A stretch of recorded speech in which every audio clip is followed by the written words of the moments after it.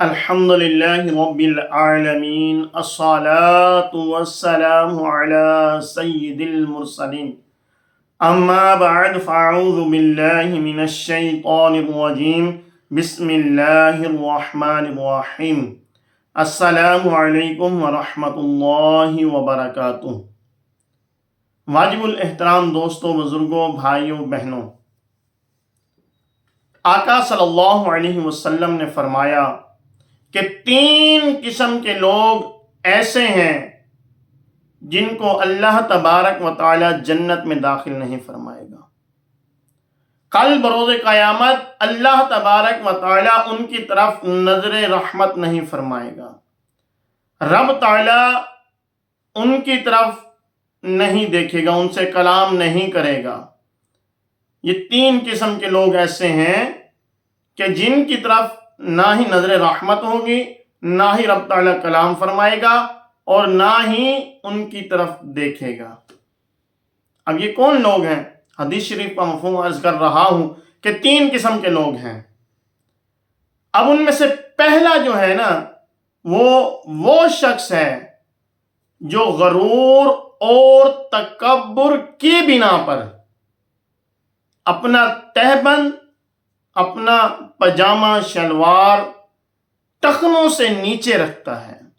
یہ میری بات یاد رکھیے گا کہ اس کے دل میں غرور اور تکبر ہو اس بنا پر کہ میرے پاس مال زیادہ ہے، میرے پاس کپڑا زیادہ ہے، اس وجہ سے وہ ٹخنوں سے نیچے اپنے پانچے تہبند کا کپڑا نیچے لٹکاتا ہے۔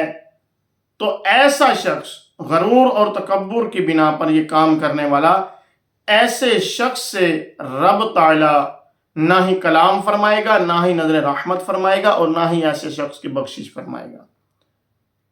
اب یہ تو ہو گیا نمبر 1۔ نمبر 2، آپ صلی اللہ علیہ وسلم نے فرمایا کہ ایسا شخص جو جھوٹی قسمیں کھاتا ہے۔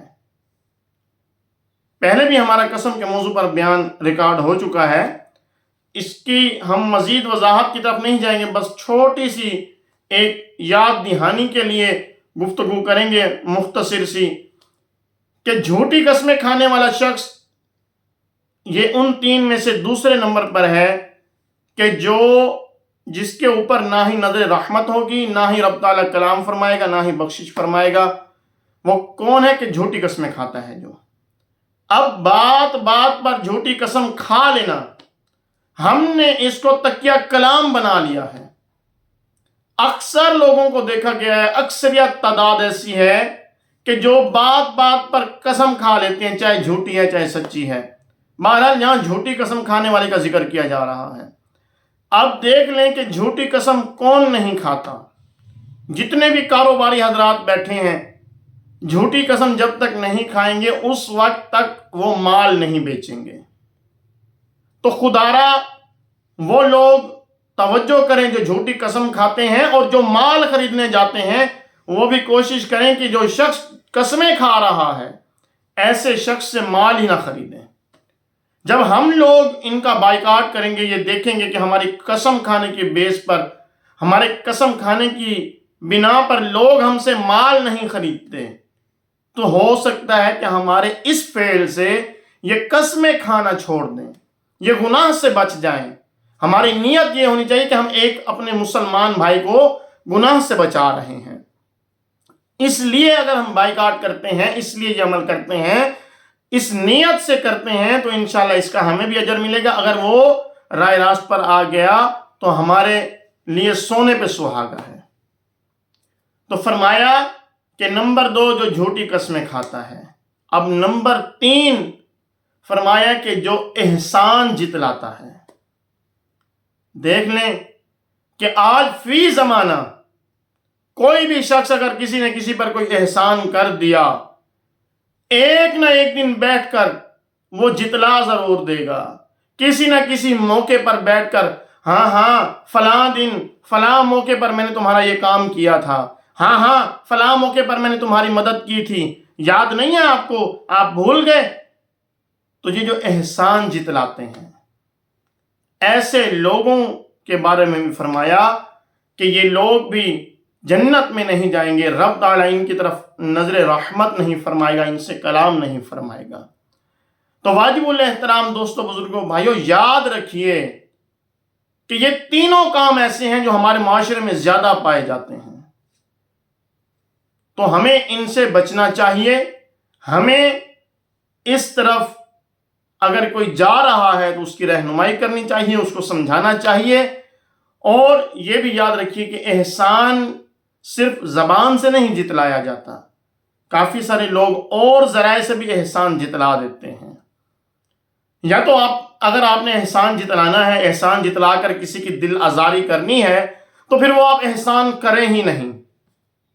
کیونکہ اگر جب آپ کسی کو احسان جتلاتے ہیں تو وہ اپنے دل میں شرمندگی محسوس کرتا ہے، وہ انسان پتہ نہیں اس بیچارے کا اس وقت کیا حال ہوتا ہے جب کوئی انسان احسان اس کے سامنے جتلاتا ہے۔ اور یہ یاد رکھیے کہ آقا صلی اللہ علیہ وسلم نے فرمایا، خانہ کعبہ کو مخاطب کر کے، اے کعبہ بے شک تیری بڑی حرمت ہے۔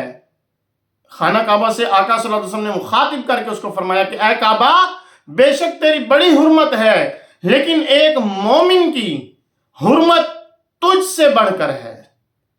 تو ہم مومن کی دل آزاری کر دیتے ہیں، مومن کا دل دکھا دیتے ہیں، مومن کو پتہ نہیں کیا کیا اس بیچارے کا حال کرتے ہیں۔ ویسے تو ہم بڑے مومن مسلمان بنتے ہیں، ہم خانہ کعبہ کا بڑا ادب و احترام کرتے ہیں، اور کرنا بھی چاہیے۔ ہمارے لیے وہ ہر چیز سے بڑھ کر افضل ہے، لیکن اس کا ادب و احترام ہم نے کرنا بھی چاہیے۔